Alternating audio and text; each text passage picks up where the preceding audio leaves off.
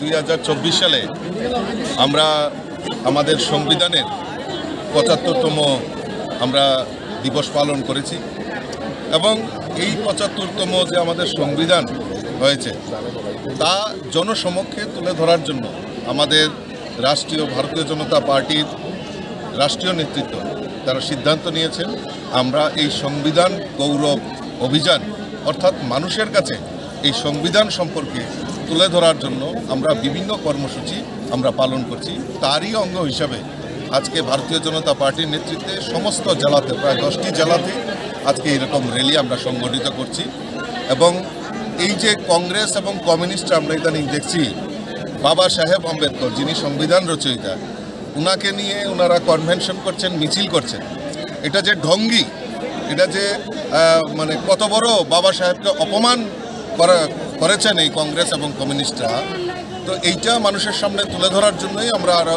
বিশেষ করে এই অনুষ্ঠানের কর্মসূচি আমরা হাতে নিয়েছি।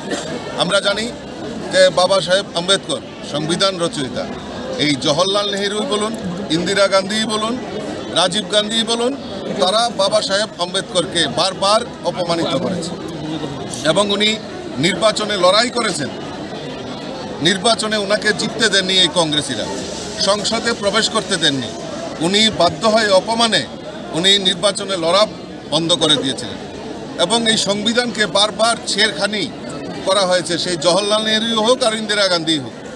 আর তৎসঙ্গে এই কংগ্রেস আর কমিউনিস্টরা আমরা দেখছি ইদানিং মানে কমিউনিস্টরা বাবা সাহেব আম্বেদকরকে নিয়ে ওনারা কনভেনশন করছেন।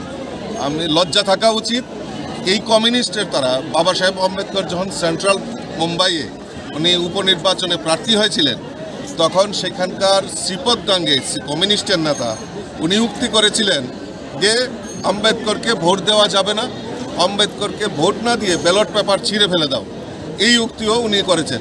আর আজকে কমিউনিস্টরা দেখলাম বাবা সাহেব আম্বেদকরকে নিয়ে র্যালি করছেন।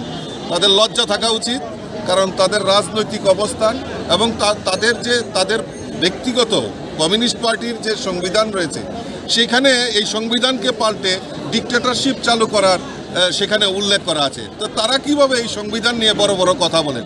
তো বারবার এই সংবিধানকে অপমান করা হয়েছে। তো এই অপমানের বিরুদ্ধে আমরা আজকে সবাই ভারতীয় জনতা পার্টি আমরা তার ধিক্কার জানাই। এই কংগ্রেস এবং কমিউনিস্ট এবং বাবা সাহেব আম্বেদকরের যে অবদান সেটা ভুলার মতো নয়। আমাদের দেশের যশস্বী প্রধানমন্ত্রী নরেন্দ্র মোদীজির নেতৃত্বে সরকার সিদ্ধান্ত নিয়েছে, মোদীজি সিদ্ধান্ত নিয়েছেন উনার যে 5টি জায়গায় উনার জন্মভূমি, কর্মভূমি, সেই ভূমিগুলিকে 5টি জায়গাকে তীর্থস্থান হিসাবে সেখানে মোদীজি সেখানে কাজ করছেন। তো এইটাই আমাদের বাবা সাহেবের প্রতি শ্রদ্ধাঞ্জলি এবং এই সংবিধানের প্রতি আমাদের শ্রদ্ধাঞ্জলি, সেটাই জনগণের সামনে তুলে ধরার জন্য আজকে আমরা এই কর্মসূচির আয়োজন করেছি।